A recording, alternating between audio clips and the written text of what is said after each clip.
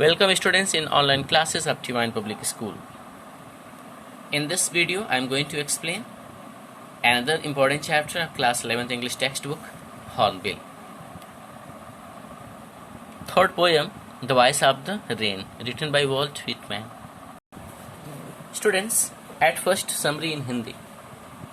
कवि सहज भाव से हल्की फुहार से प्रश्न कर बैठता है कि तुम कौन हो।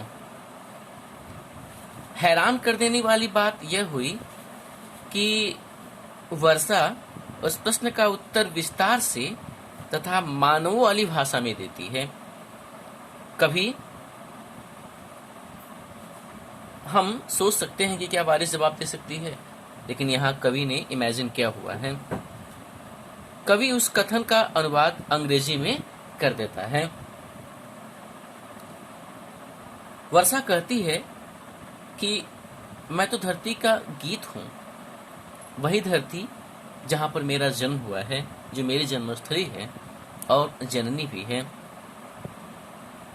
मेरी जन्मभूमि पर फैले जल भराव वाले स्थानों तथा विशाल समुद्रों से होता है।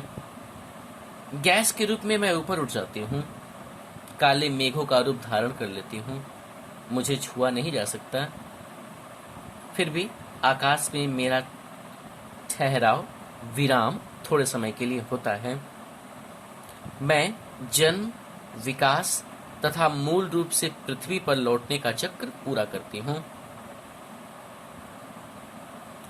वर्षा एक दैवी उद्देश्य की पूर्ति करती है। वह पृथ्वी पर सूखे की स्थिति से लड़ती है, भूमि को सींचती है तथा धूल की परतों को धोकर बहा देती है और बीजों को पुनः अंकुरित होने में मदद करती है ताकि नए पौधे, नए पादप जन्म ले सकें। स्टूडेंट्स, यह चक्र निरंतर चलता रहता है। आप इस तथ्य से भली भांति अवगत होंगे। यह एक दैवी प्रक्रिया है जो सूखी धरती तथा मुरझाते पौधों को नया जीवन देती है। वर्षा सभी पार्थिव वस्तुओं की सफाई करके उन्हें विशुद्ध, उपचार तथा सुंदर बना देती है। यह अपने जन्म का उद्देश्य पूरा करती है, अपने कर्तव्यों का निर्वाह करती है तथा पृथ्वी पर पुनः प्यार पूर्वक जल के रूप में लौट आती है। यह इस बात की भी चिंता नहीं करती कि इसकी सेवाओं को पहचाना जा रहा है अथवा नहीं।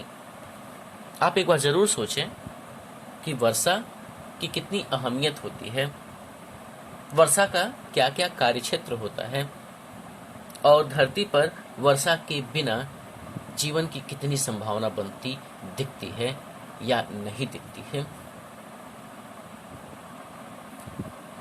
The poet casually asks the gentle rain who she is. Surprisingly, the rain answers the question in detail and in human voice. The poet translates the statement of the rain into English.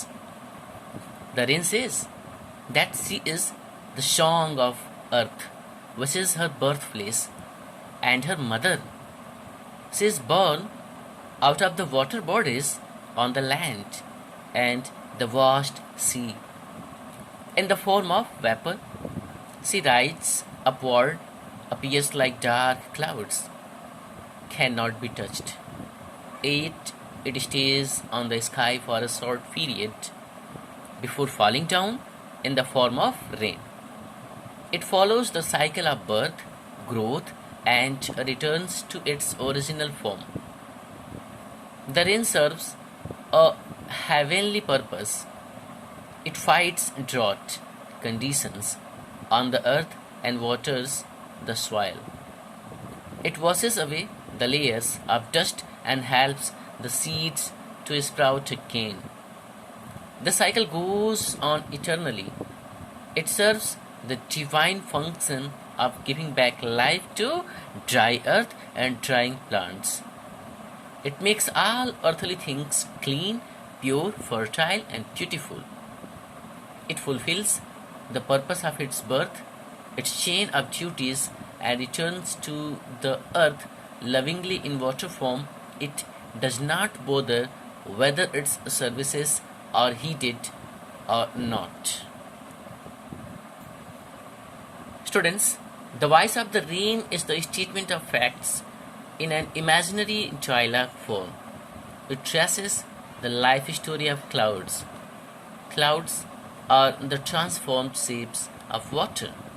They cannot be touched, but are the saviors of nature and all forms of life on the earth. The rain is the song of the earth. Rain अर्थात वर्षा पृथ्वी का संगीत है, गीत है। कैसे, विचार कीजिएगा। यहाँ संगीत का मतलब खुशी से है, हैप्पीनेस से है। क्या वर्षा के बिना धरती पर खुशहाली, जीवन की कल्पना की जा सकती है? The water moves in a definite order. It turns into light, vapor, moves upward, wanders in the sky, and finally returns to its birthplace lovingly. It is a boon for the dry earth and the drying vegetation. It removes all the layers of dust from every object, but above all, it waters the dry earth, enables the seeds to sprout, and makes everything clean as well as beautiful. The bird asks the question, and the rain tells him all about its birth and end. Students, in the end of this video, you have to prepare this very beautiful poem, The Voice of the Rain.